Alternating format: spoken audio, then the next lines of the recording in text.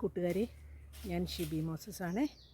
ഇത് ഞങ്ങളുടെ പറമ്പിൻ്റെ രണ്ടാമത്തെ വീഡിയോയായി ഞാൻ കാണിക്കുന്നത്. ആദ്യത്തെ ഫസ്റ്റ് പാർട്ട് ഞാനൊന്ന് ഇട്ടിരുന്നു, അത് നിങ്ങൾ കണ്ടോന്നറിയില്ല. ഇത് സെക്കൻഡ് പാർട്ടാണ്. ഓക്കെ,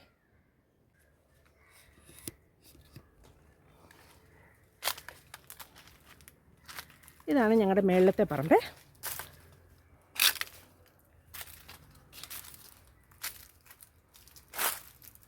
ഇവിടെ എല്ലാം വാഴയാണ്.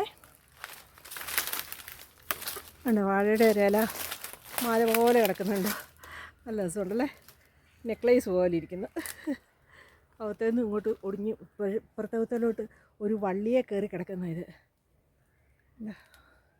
വെയിലാണ്. ഞാൻ ഉച്ച സമയം ആകാറായപ്പോഴാണ് ഇറങ്ങിയത്. രാവിലത്തെ പണിയൊക്കെ തീർത്തിട്ടേ ഇറങ്ങിയപ്പോൾ താമസിച്ചു. ഇതൊക്കെ മഞ്ചാടിയാണേ.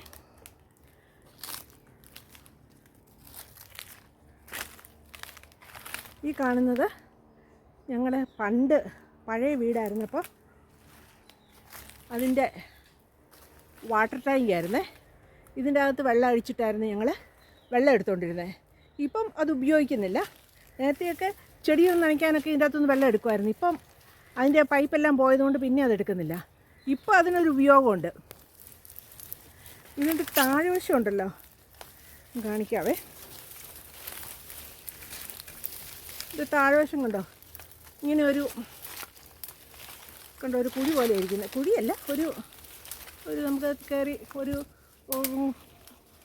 ആനിമൽസിനൊക്കെ കയറി കിടക്കാൻ പറ്റുന്ന പോലത്തെ ഒരു സംഭവമാണ്. അവിടെ കാണാൻ പറ്റുന്നുണ്ടോയെന്ന് എനിക്കറിയില്ല. ഇതെല്ലാം കാട് പിടിച്ച് കിടക്കുന്നുണ്ട്. ഇങ്ങോട്ടൊന്നും അങ്ങനെ വരാറില്ല.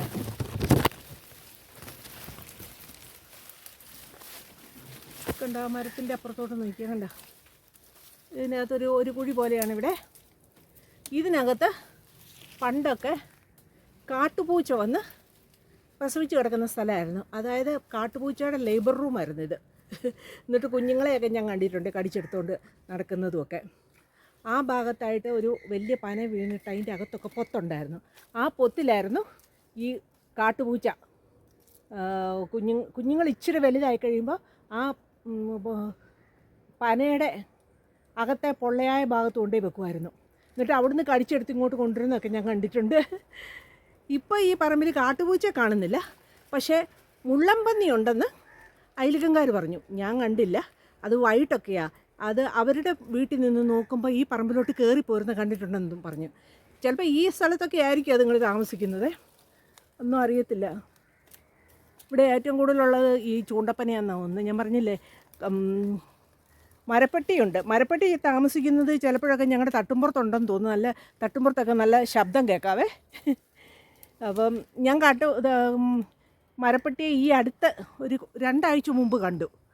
അതും അതിൻ്റെ ലേബർ റൂമും ഇവിടെ അടുത്ത് തന്നെയാണ്. അവിടെ ഒരു ചെറിയൊരു ഞങ്ങൾക്കൊരു കൊച്ചുപരയുണ്ട്. അത് ഉപയോഗിക്കാതെ കിടക്കുക. അതിനകത്താന്ന് തോന്നുന്നു ആ മരപ്പെട്ടി പ്രസവിച്ച് കിടക്കുന്നതെന്ന് എനിക്ക് തോന്നുന്നു.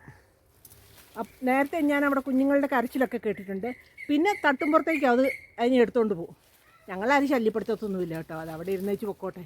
കുഞ്ഞുങ്ങൾ വലുതായി കഴിയുമ്പോഴത്തേനും എല്ലാവരും അങ്ങ് പോകും. അങ്ങനെ പകലൊന്നും കാണത്തില്ല ഇവിടെ കേട്ടോ, രാത്രി മാത്രമേ കാണുള്ളൂ. ഇതുപോലെ കാണാൻ പറ്റുന്നുണ്ട്. കാട്ടുപൂച്ചയ്ക്കും കുഞ്ഞുങ്ങൾക്കും സേഫായിട്ടും നനയാതെയും കിടക്കാൻ പറ്റുന്ന ഒരു സ്ഥലമായിരുന്നു ഇത്. അതുകൊണ്ടായിരിക്കാം ഇത് സെലക്ട് ചെയ്തത്.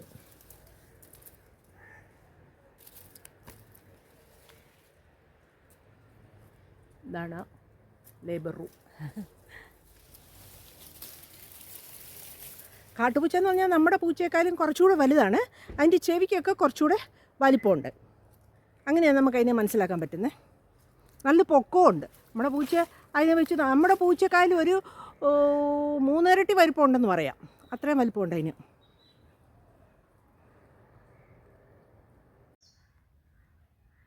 ഒരു സൺബേർഡിൻ്റെ ശബ്ദം അവിടെ കേൾക്കുന്നുണ്ടേ.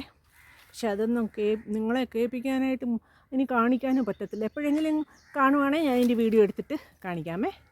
ഇന്ന് ഈ വീഡിയോ ഇത്രയേ ഉള്ളൂ. ഇഷ്ടപ്പെട്ടാൽ ലൈക്ക് ചെയ്യണേ, കമൻറ്റ് ചെയ്യണേ, ഷെയറും ചെയ്യണേ, സബ്സ്ക്രൈബും ചെയ്യണേ. എല്ലാവരും ഒന്ന് സപ്പോർട്ട് ചെയ്യണേ. ഓക്കെ, അടുത്ത വീഡിയോയിൽ കാണാവേ. ബൈ.